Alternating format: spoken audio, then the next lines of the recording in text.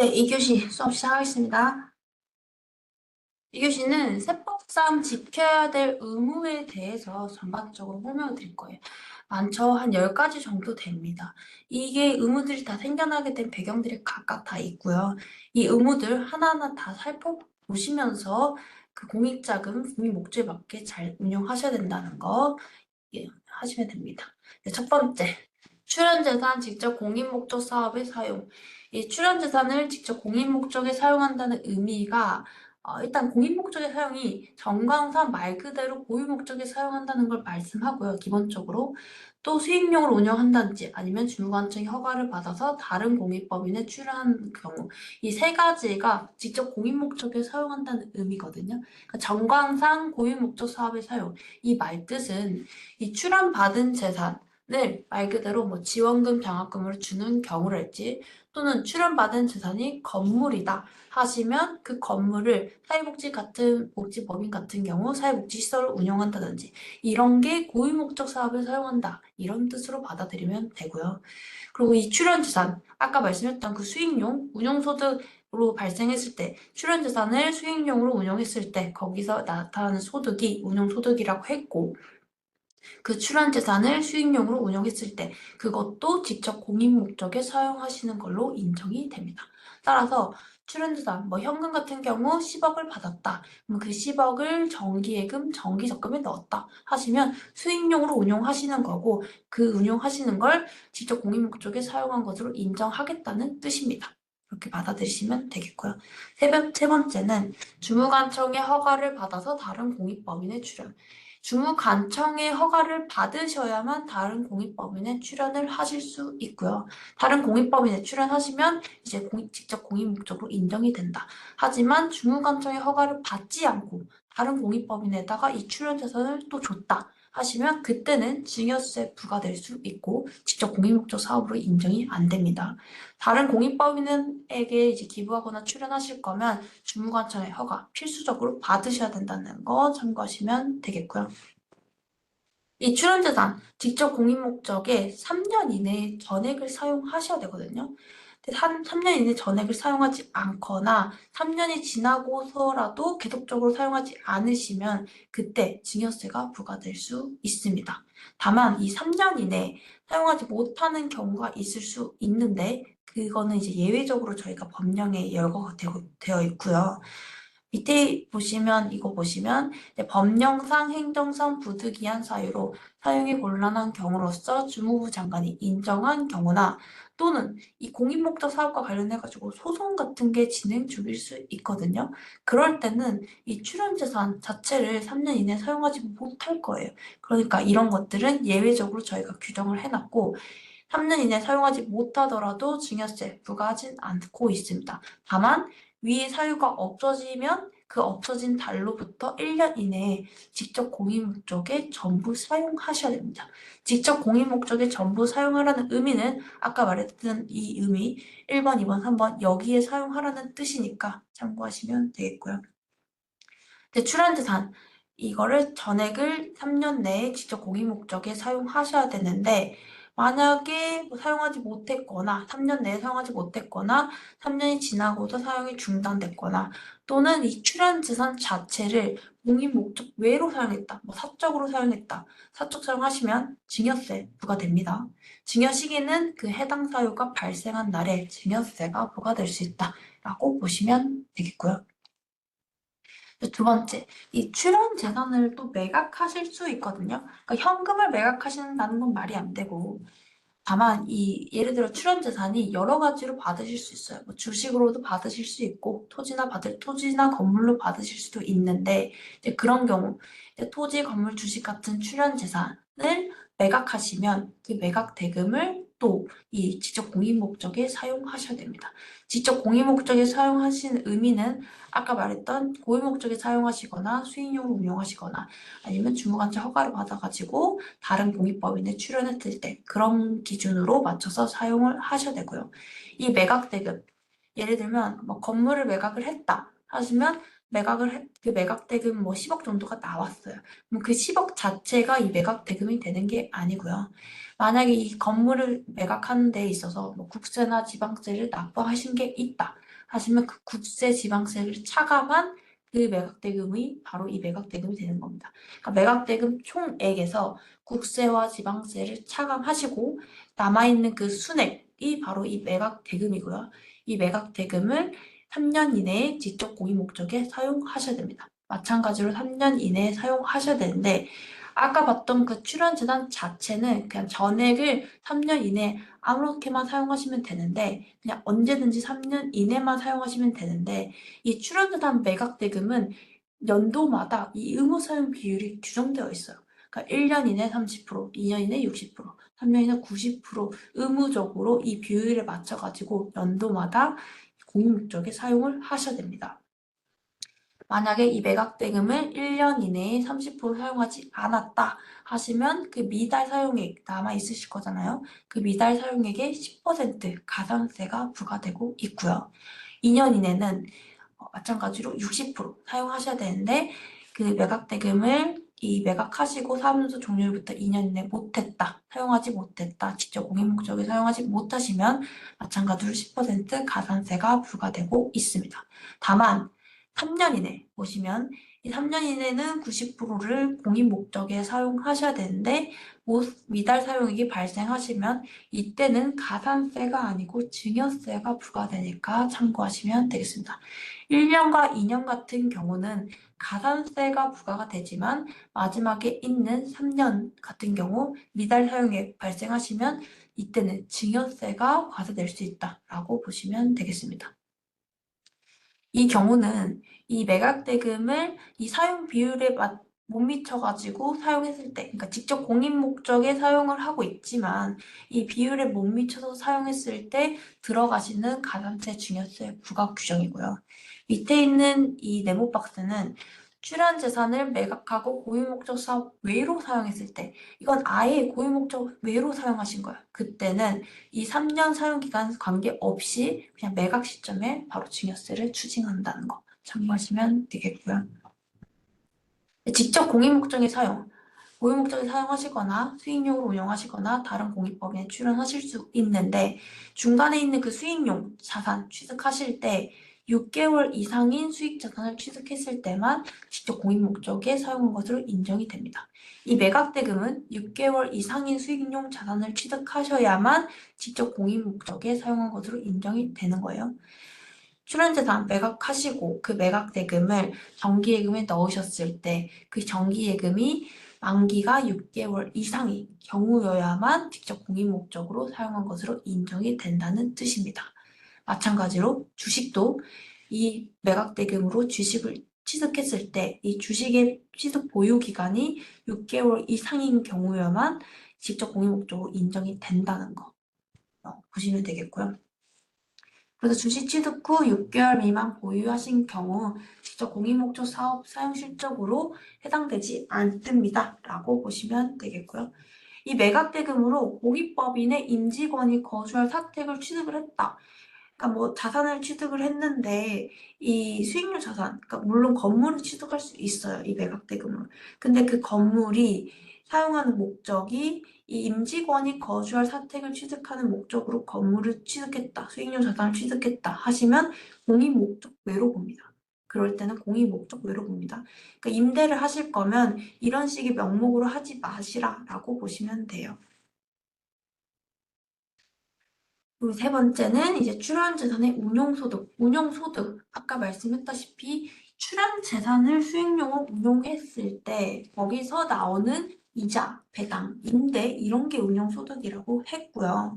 보통 예금에서 발생하는 이자는 운용소득에 해당하지 않습니다. 수익용으로 운용했을 때만 발생하는 그 운용소득이라고 보시면 되겠고요. 또 뭐 사업용 유무용 자산 같은 거 처분하거나 평가하시는 거 그것도 운용소득에 해당되지 않습니다. 참고하시면 되겠고요. 출연재산으로부터 출연재산을 수익용으로 운용했을 때 발생하는 게 운용소득이니까 출연재산과 무관한 보조금 이런 거를 수익용으로 운용했을 때 거기서 나오는 운용소득도 운용소득에 해당하지 않습니다. 또 만약에 이 출연재산 그 공인 목적 외로 사용해가지고 이미 증여세가 부과가 됐다. 그러시면은 이 증여세 부과돼서 사후관리가 종결된 것이거든요.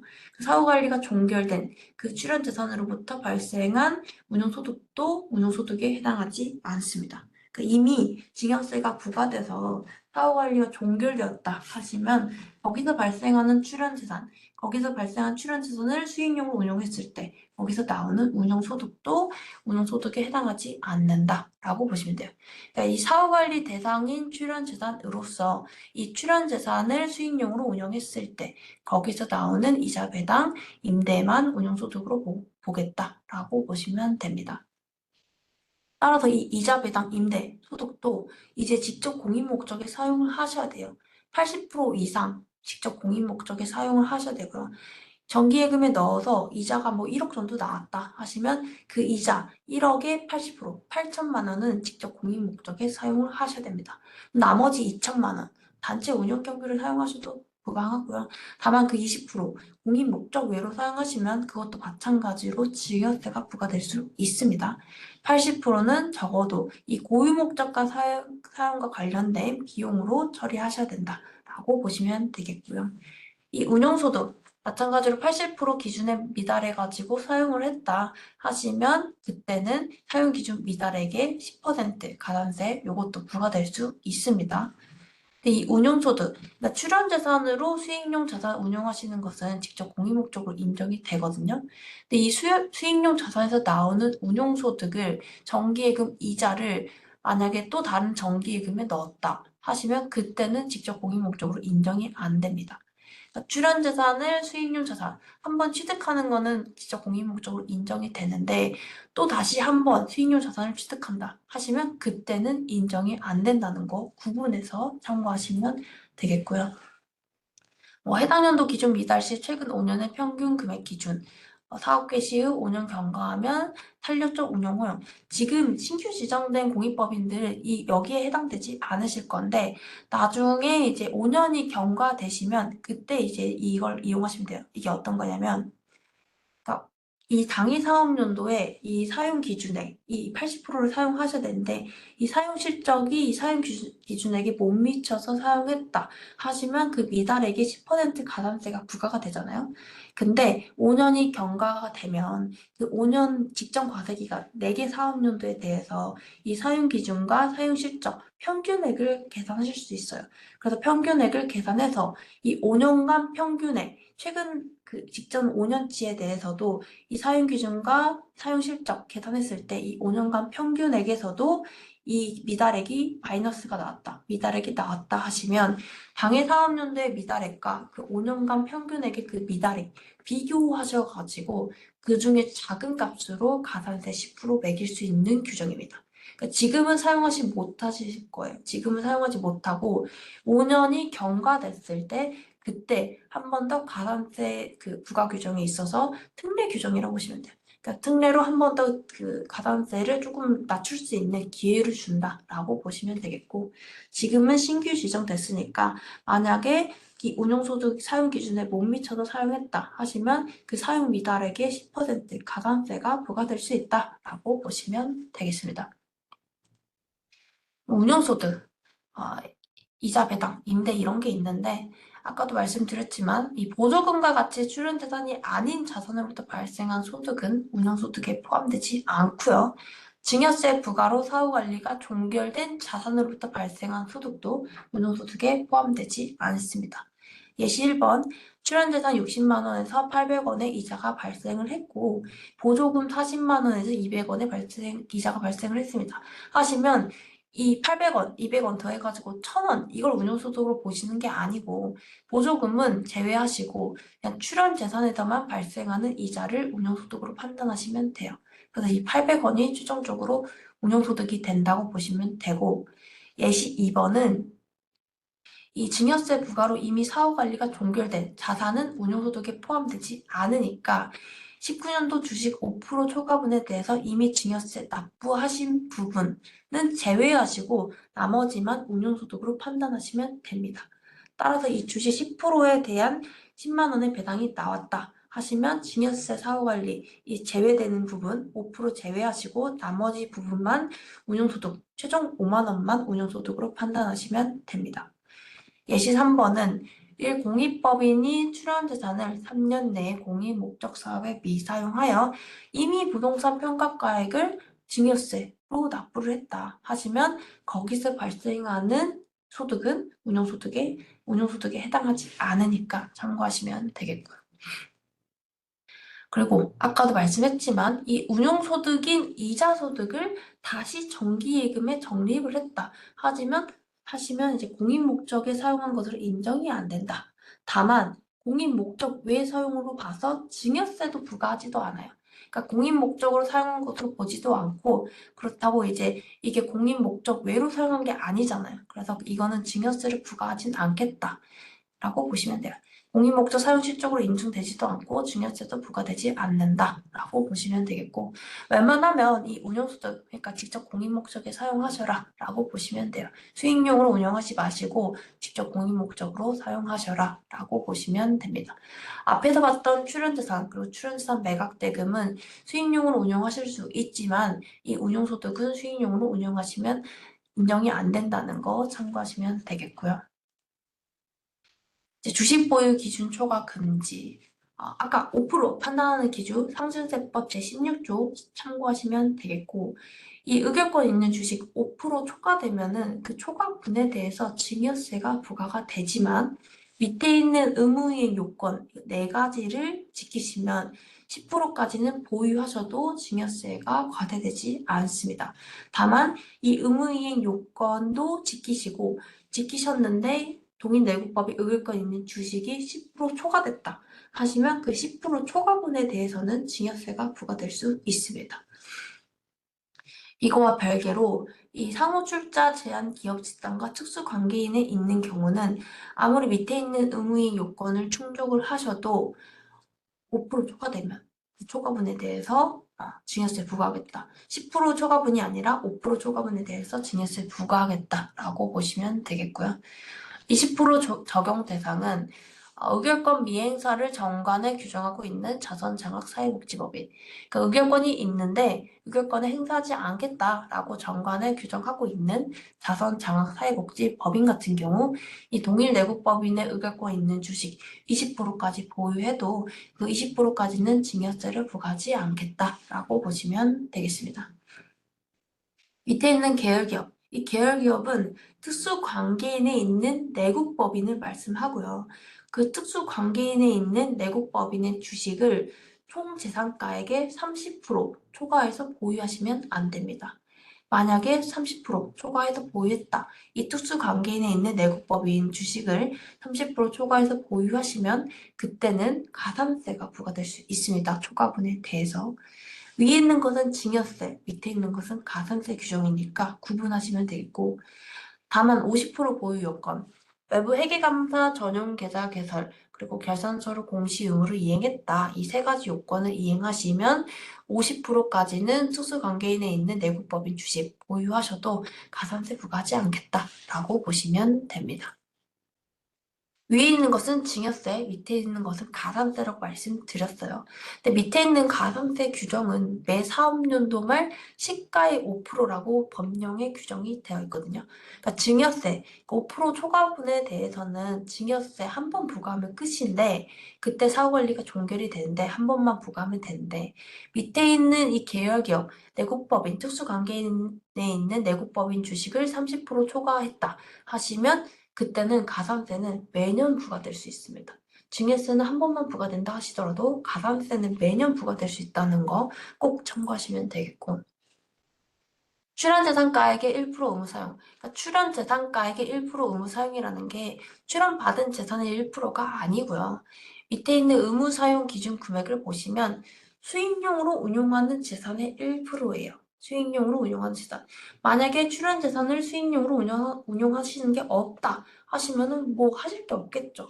다만 이 출연재산을 수익용으로 운용했을 때 직접 공익목적으로 인정은 해주지만 그래도 이 수익용 운용하는 거 적어도 여기에 1%는 또 직접 공익목적에 사용하셔라 라고 보시는 거예요.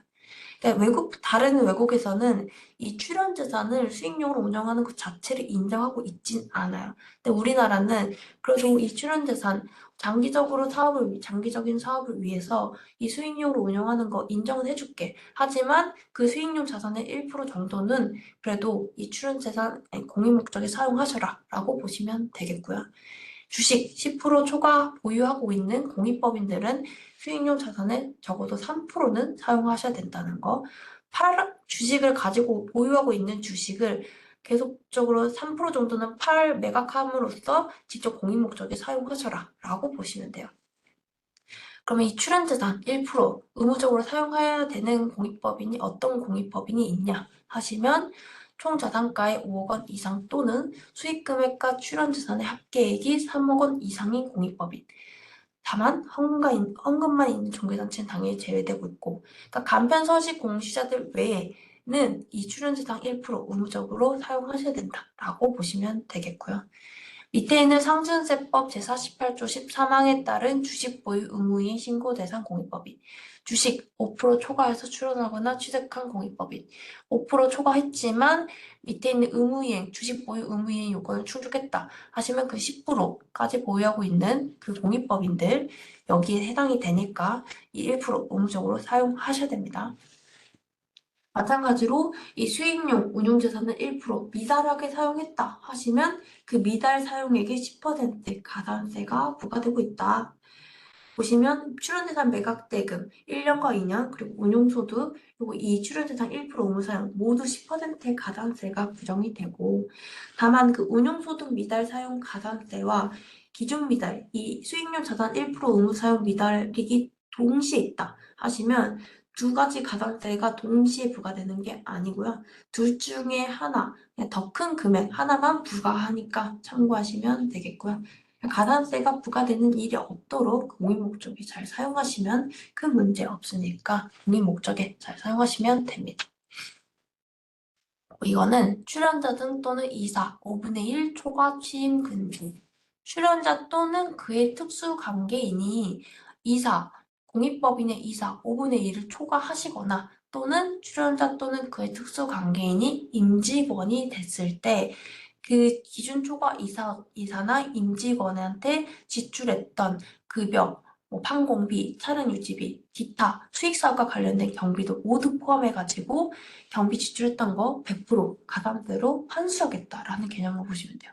그러니까 이런 출연자나 특수 관계인이 이 공익법인에 많아져 버리면 사적 이익을 취득하려는 목적이 굉장히 강해질 수 있거든요. 그래서 이런 게 규정이 좀 취임이 금지하고 있다고 보시면 되겠고요. 이 출연자랑 특수 관계인이 판단하시는 기준 자체도 그러니까 모든 출연자 10,000원이라도 출연했으면 그 출연자를 말을 하시는 게 아니고 소액 출연자는 제외하고 있거든요. 이 소액 출연자 제외하고 있으니까 여기 기준에 해당되시면 이분들은 제외하시고 나머지 출연자가 이사로 취임하거나 임직원이 됐을 때 이 규정이 들어간다라고 보시면 됩니다. 소액 출연자, 총 출연 재산가액의 1%, 2천만 원, 작은 값은 제외한다고 되어 있는데, 그러니까 이 총 출연 재산가액 1%가 2천만 원보다 작으시면은 여기에 해당되시는 사람만 제외가 되시는 거예요. 이게 근데 2천만 원 1% 역산시키면 총 출연 재산가액이 20억이거든요. 그러니까 총 출연 재산가액이 20억 이상이시면 20억이시면 2천만 원이고 그러면 2천만 원 미만인 출연자들은 제외되고 2천만 원 이상인 출연자들이 이사로 취임하시거나 임직원으로 됐을 때 그때 들어가는 가산세 규정입니다. 근데 만약에 총 출연 재산가액이 20억 미만이다 하시면 이 총 출연 재산가액 1% 이상자들이 출연자가 되시는 거예요. 예를 들어 총 출연 재산가액이 10억이다 하시면 1%가 1,000만 원이죠. 그러면 1,000만 원 이상인 출연자들이 이사로 취임하시거나 임직원이 됐을 때 그때 들어가는 가산세 부과 규정입니다. 그래서 이 소액 출연자 먼저 판단하셔야 되고 소액 출연자에 해당이 되시면 가산세는 부과되지 않겠지만 소액 출연자가 아닌 출연자 또는 이 출연자의 특수 관계인이 이사에 속하거나 임직원으로 되면 그때는 가산세가 부과될 수 있다라고 정리하시면 되겠고요. 특수관계인이 어디 속하시는지 모르신다 하시면 이 특수관계인의 범위는 상층세법 시행령 제2조의 2 여기에 열거되어 있습니다. 여기에서 한번 살펴보시고 특수관계인에 해당되는지 안 되는지 한 번쯤 꼭 살펴보시면 좋을 것 같고요. 이 5분의 1을 초과한다는 게 이사만 판단했을 때 5분의 1이 들어가시는 거거든요. 그러니까 이사, 예를 들어 이사, 독립법인의 이사가 10명이 있다. 근데 출연자 또는 그의 특수관계인이 3명이 됐어요. 그러면은 5분의 1이 2명이니까 나머지 1명이 기준이사 초과가 되는 거고요. 그 나머지 2명한테 지급했던 급여 이런 것들은 가산세로 부과하지 않겠지만 나머지 1명한테 지급한 기준 초과 이사한테 지급했던 급여, 인건비, 복리수행비 이런 것들은 가산세 100%로 환수하겠다라고 보시면 되겠고요. 임직원은 5분의 1 규정이 아니시고 이 출연자 또는 그의 특수관계인이 1명이라도 임직원이 되시면 그때는 단 1명이라도 되시면 그분한테 지급했던 급여, 항공비 전부 일체를 100% 다시 환수하겠다라고 보시면 됩니다. 5분의 1은 이사의 규정에만 들어간다는 거 참고하시면 되겠고 근데 이제 가산세가 너무 세요. 이게 100% 가산세라서 가산세가 굉장히 센데 다만 이 가산세를 제외해주는 경우가 있습니다. 이 가산세 제외 대상은 상승세법 시행령 제80조 10항에 열거되어 있고요. 거기 보시면 보통 열거되어 있는 대상자들이 전문 자격 소지자들이에요. 그러니까 전문 자격 소지자들. 공익법인이 운영하는데 아무리 출연자나 그의 특수관계인이 임직원이 됐다 하더라도 이분들이 없으면 공익법인이 운영이 안 돼요 라는 경우가 있을 수 있거든요. 그러니까 그런 전문 자격 소지자들은 여기 상증세법 시행령 제80조 10항에서 제외시켜주고 있습니다. 따라서 이 출연자 또는 그의 특수관계인이 임직원이 됐다. 근데 이 상증세법 가산세 제외 대상에 속하시면은 가산세 제외되실 수 있다라고 보시면 돼요. 그래서 먼저 여기 판단하시고 그 다음에 이 가산세 제외 대상에 속하는지 안 속하는지 꼭 한 번씩 확인해 보시면 되겠습니다. 가산세 제외 대상 임직원의 범위 보시면 의료기관의 의사, 학교의 교직원, 아동복지시설의 보육사, 도서관의 사서, 사회복지시설의 사회복지사 이런 자격증들이 있어야 돼요. 자격증들이 없고 그냥 명칭상으로 사회복지사 이러시면은 가산세 부과될 수 있습니다. 단순하게 이 사회복지시설의 사회복지사 자격증이 있다는 이유로 이 가산세 제외된다는 것도 또 아니에요. 그러니까 사회복지법인이 사회복지시설에서 사회복지사로서 운영했을 때 이 공익목적과 이 자격증도 부합이 돼야 이제 가산세에서 제외가 되는 거예요. 공익목적이 문화예술인데 본인이 그냥 별도로 사회복지사 자격증을 가지고 있다 하시면 가산세 제외 대상 속하지 않습니다.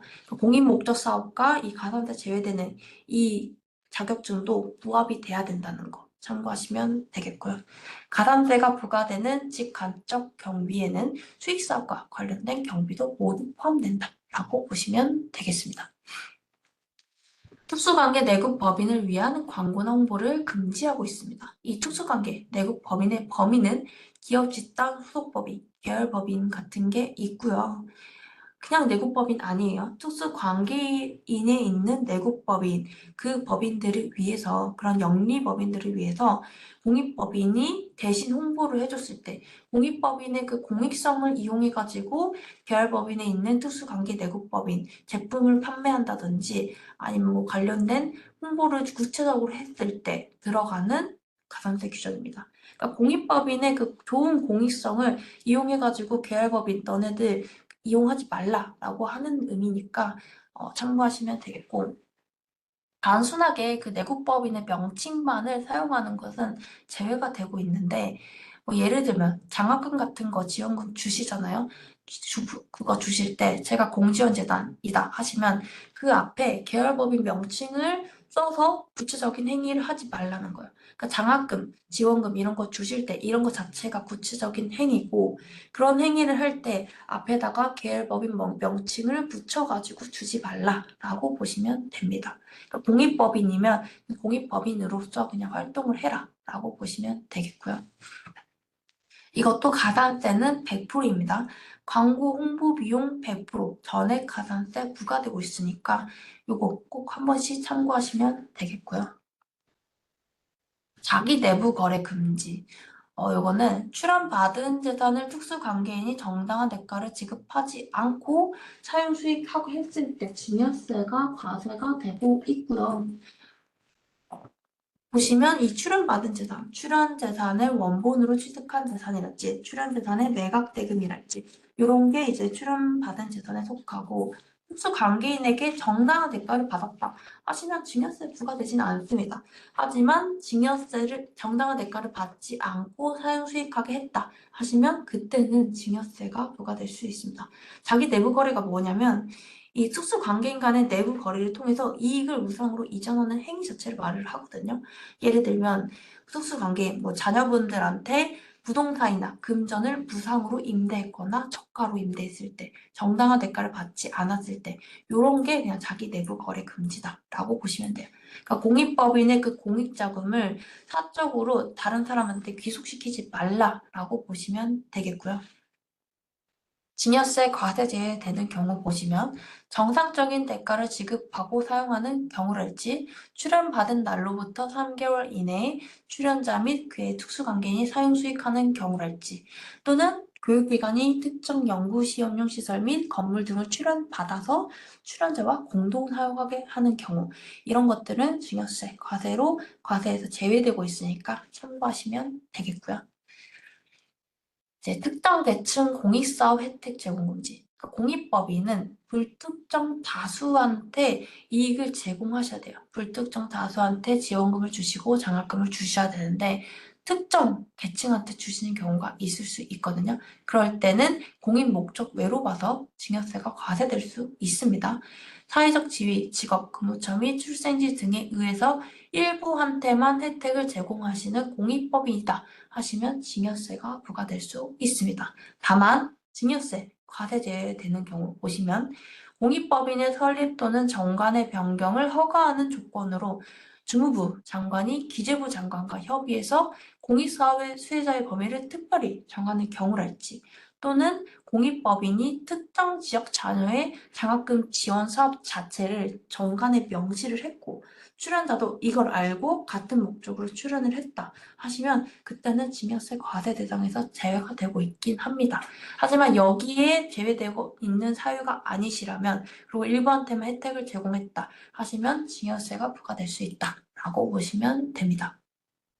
그 마지막 세법상 지켜야 될 의무 공익법인 나중에 만약에 해산을 하시면 그 해산하실 때 남아있는 자녀 재산가액이 있다. 그러면 이 자녀 재산가액을 국가나 지자체 또는 동일 유사 공익법인한테 귀속을 시키셔야 됩니다.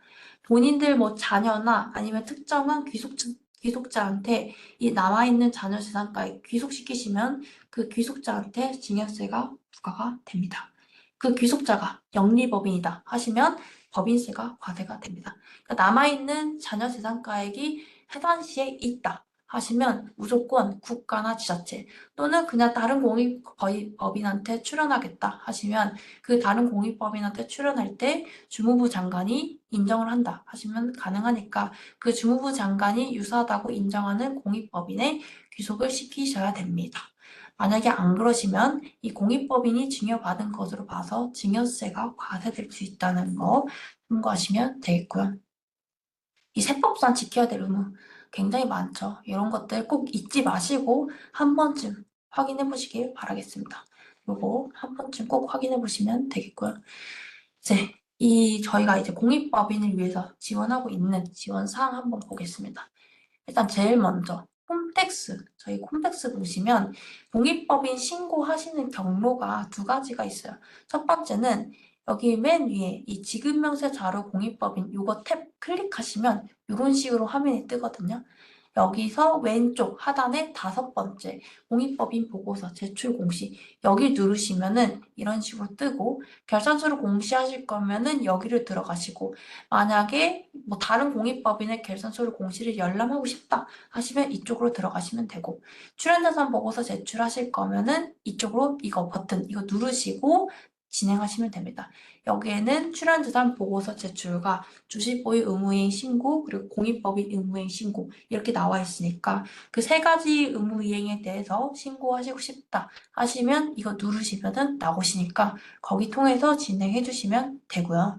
아니면 로그인 하시면 이제 이 세무 업무 가이드 맵이라는 게 활성화가 돼요. 로그인을 하셔야 뜹니다. 로그인 하시면 이 세무 업무 가이드 맵이 있을 거고 맨 첫 페이지 보시면 공익법인 종합 안내 바로 가기 버튼을 통해 신고를 진행해 주시면 됩니다.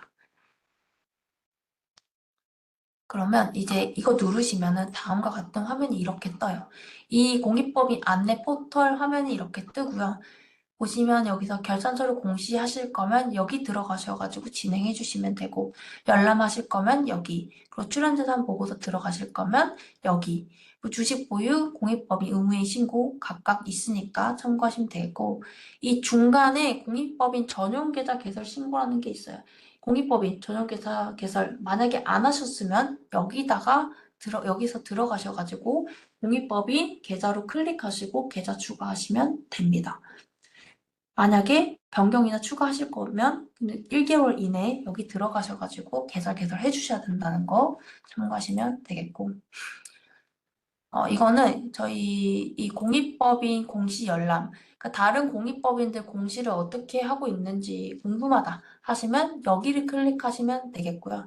클릭하시면 이제 공익법인 단체명 찾기를 통해 그 공익법인이 공시하고 있는 사항들도 확인하실 수 있습니다. 이런 식으로 확인하실 수 있으니까 확인하시면 되겠고요.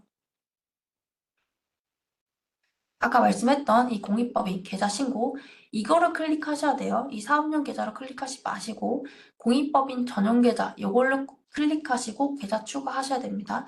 이걸로 했다가 잘못하면은 이걸로 하시고 계좌 추가하시면 잘못하면 공익법인 계좌로 개설한 걸로 안 봐서 가산세 부과될 수 있거든요.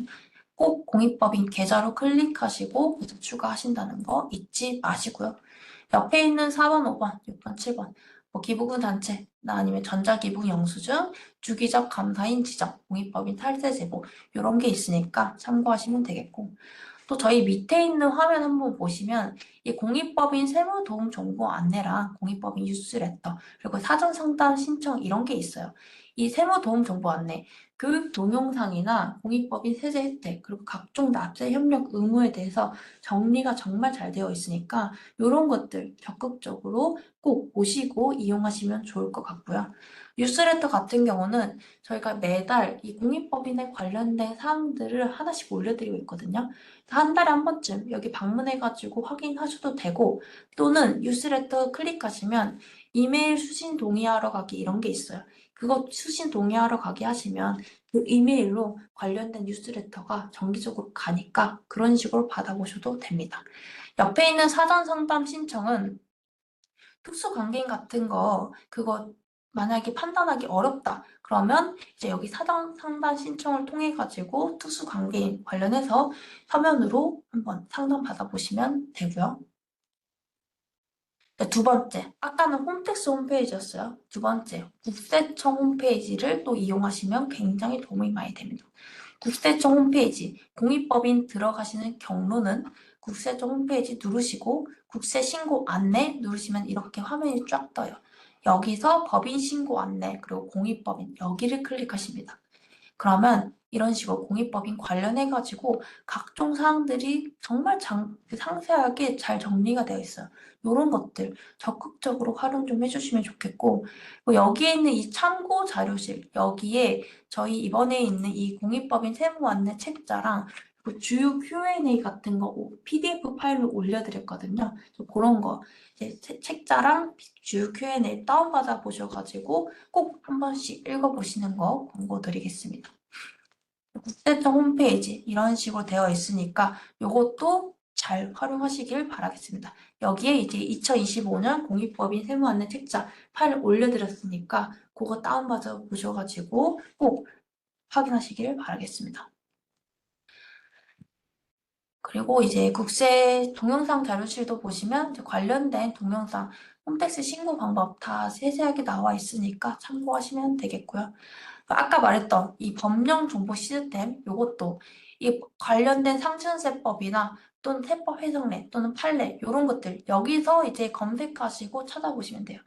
이거 적극적으로 활용하시면 되겠고 예를 들어 뭐 공익법인, 특수관계인 뭐 판례가 궁금하다 하시면 이 검색어란에다가 공익법인, 특수관계인 치면은 관련된 판례랑 이런 게 쫙 뜨거든요. 그런 식으로 공부하시면 되겠고요. 법령 정보 시스템 이런 거 있으니까 적극적으로 활용하시면 되겠습니다. 그 세법교실, 저희 납세자 세법교실 신청도 여기도 하셨는데 이 동영상이랑 저희 얼마 전에 공익법인 신고실무 관련해가지고 또 교육했거든요. 그 동영상 올려드릴 거니까 신고하실 때 너무 어렵다 하시면 그 교육 동영상 같은 거 적극적으로 이제 활용하시면 되겠고 또는 저희 이 납세자 동영상 교육도 있고 이거 외에 그 국세 상담센터라는 홈페이지가 있어요. 거기에도 주요 Q&A 같은 거 잘 정리되어 있거든요. 그 국세 상담센터 홈페이지도 적극적으로 활용하시길 바라겠습니다. 요거는 아까 말했던 그 특수관계인 해당 여부, 사실관계 판단이 너무 어렵다 하시면 여기다가 아까 거기 버튼 클릭하시고 진행해 주시면 됩니다. 요 버튼 클릭하시고 진행해 주시면 되고요. 이런 우리가 정보를 드리고 있다라고 보시면 되겠고 이제 마무리 주요 Q&A로 이제 오늘 교육 마무리하겠습니다. 제일 많이 들어오는 질문들이어가지고 가져와 봤고요. 첫 번째, 국가지자체로부터 받은 보조금만 있는 공익법인도 출연재산 보고서를 제출해야 되나요? 국가지자체 등으로부터 수령하는 보조금만 있다 하시면 이 보조금 출연재산에 해당하지 출연재산에 해당하지 않는다고 계속 말씀드렸습니다.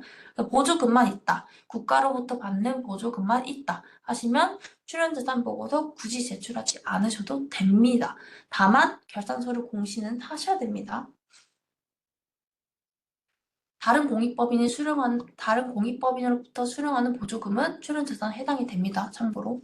두 번째, 공익법인의 지점인 경우에도 세법상 납세 협력 의무를 이행해야 되나요? 공익법인의 지점으로 사업자 등록을 한 경우에는 해당 지점의 본점이 납세 협력 의무를 이행해야 됩니다. 그러니까 이 말 뜻은 지점이 지점거를 결산 공시하시고 출연재산 보고서 제출하시는 게 아니고 본점에서 지점거까지 합해가지고 본점에서 일괄해서 한 번에 신고하셔야 됩니다. 본점에서 지점거까지 포함해서 출연재산 보고서든 결산서류 공시든 전부 다 이행하셔야 된다는 거 참고하시면 되겠고요. 세 번째는 설립 당시 기본재산을 정기예금으로 예치하고 있는 경우 출연재산을 공익목적에 사용한 것으로 볼 수 있나요? 현금을 출연을 받아서 금융기관에 예치했다. 거기서 발생하는 이자 소득은 운용소득이고 이 출연재산을 정기예금에 예치하신 거 공익목적으로 인정한다고 했습니다. 다만 여기서 나온 운용소득에서 나오는 이자 소득을 다른 또 수익률 자산 취득했을 때는 직접 공익목적으로 보지 않겠다라고 구분하시면 돼요. 출연받은 재산 자체를 수익용으로 운용했을 때는 직접 공익목적에 사용한 것으로 인정이 되나 이 수익용 자산을 또 다른 수익용 자산 취득하시는 것은 인정이 안 된다라고 보시면 됩니다. 네 번째, 이사장에게 경조사비, 판공비 등을 지급하는 경우 이를 공익목적에 사용한 것으로 볼 수 있나요? 공익목적 사업을 수행하기 위한 경비에 해당되지 않으니까 이사장에게 경조사비, 판공비 등을 지급했을 때는 경비 처리하시면 안 됩니다. 다섯 번째, 출연받은 재산은 3년 내 직접 공익목적에 전부 사용해야 되는데 이 출연받은 토지의 건물을 신축하는 경우에 직접 공익목적에 사용하는 시점은 언제로 봐야 되나요? 그러니까 출연받은 토지를 출연을 받았다. 근데 거기 위에다가 건물을 신축을 한다면 직접 공익목적에 사용하는 시점은 건물 신축 공사를 착공한 때가 직접 공익목적에 사용한 시점으로 보시면 됩니다. 여섯 번째, 출연자산 매각대금을 1년 만기 정기예금에 예치하는 경우 1년 내 직접 공익목적 사업의 30%를 사용하지 못한 것으로 봐서 가산세가 부과가 되나요? 매각대금 수익용으로 운용하실 거면 6개월 이상 되시는 자산을 취득하셔야만 직접 공익목적으로 운용되는 게 인정된다고 했습니다. 6개월 미만인 정기예금, 정기적금 또는 주식 보유 기간이 6개월 미만이다 하시면 이 매각 대금을 지적 공인 목적에 사용한 것으로 인정이 안 되니까 6개월 이상인 수익용 자산 취득하시는 거 기억하시면 되겠고요. 7번째, 출연재산의 1%를 지적 공인 목적 사용과 운용소득 80%, 의무 사용 여부 판단 시 각각 별개로 사업 실적으로 충족해야 되나요? 운용소득 사용 기준액을 합산한 금액 이상을 지적 공인 목적에 사용해야 되는 게 아닙니다. 그러니까 별개로 보시면 되겠고요. 8번째, 이사 5분의 1 취임 제한 적용 시 감사도 이사에 포함되나요?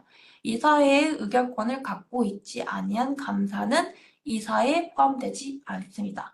하지만 의결권을 갖고 있는 감사는 이사에 포함이 됩니다. 마지막, 증여세를 이미 납부한 출연재산에 대해서도 계속 사후관리 의무를 이행해야 되나요? 증여세가 이미 부과가 됐어요. 그러면 그 출연재산에서 발생한 운용소득 그리고 출연재산 자체도 세법상 사후관리 규정을 적용하고 있지 않습니다. 참고적으로 증여세가 면제된 출연재산에 대해서 사후관리가 적용되는 거지. 이 증여세가 부과된 재산은 사후관리 대상이 또 아닙니다. 또 증여세가 면제된 출연재산에 한해서 사후관리가 적용이 되고 이 사후관리를 위반하여 증여세가 과세됐다. 만약에 사후관리 위반으로 증여세가 과세됐다 하시면 이 증여세 부과하실 때 신고나 불상시 가산세는 별도로 적용하고 있지는 않습니다. 그러니까 오로지 증여세만 부과가 된다라고 보시면 되겠고요. 전용계좌 꼭 신고하셔야 된다는 거. 신규 지정받으신 공익법인들 고시일로부터 3개월 이내에 신고하셔야 되고요. 미신고 시에 가산세가 부과가 되고 이 전용계좌를 통해 사용하지 않았을 때도 가산세가 부과됩니다. 신고만 그 가산세 부과되는 게 아니고 사용하지 않았을 때도 가산세 부과되니까 이 전용계좌 사용하시고 신고하셔야 된다는 거 꼭 기억하시고요.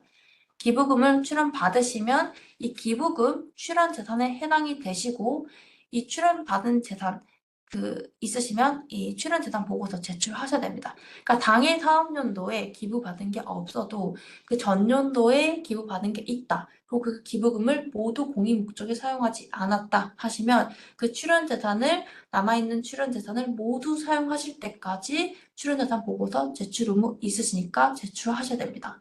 그 기부금, 남아있는 잔액이 출연재산이 되는 게 아니고 그 기부금 자체가 출연재산입니다. 따라서 이 기부금을 어떻게 사용하셨는지 출연재산 사용 명세서에서 작성하셔야 됩니다.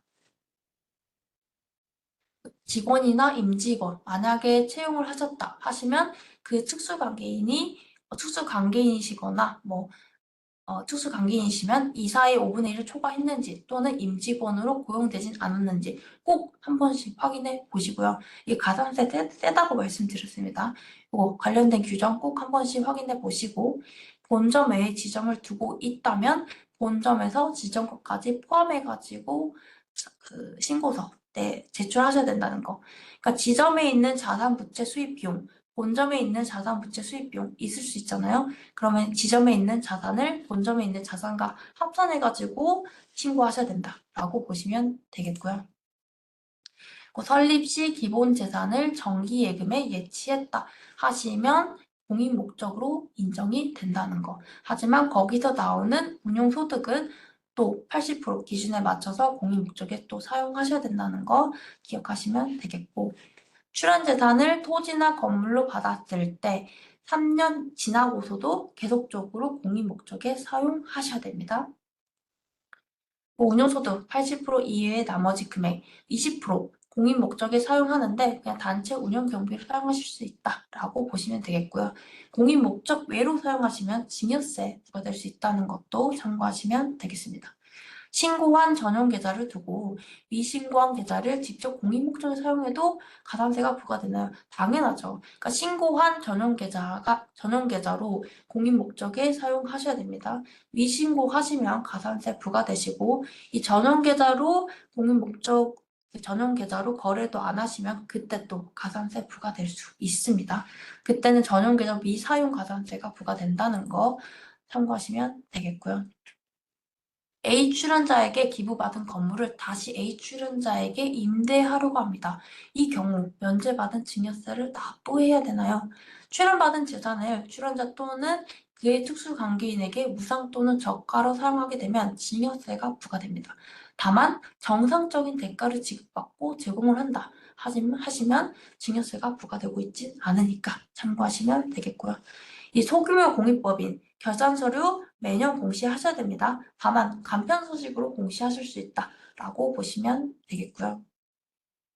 총 자산가액이 5억 원 이상이거나 수익금액 등이 3억 원 이상이시면 외부 전문가 세무확인서를 제출하여야 되는데 이때 외부 전문가는 누구냐요?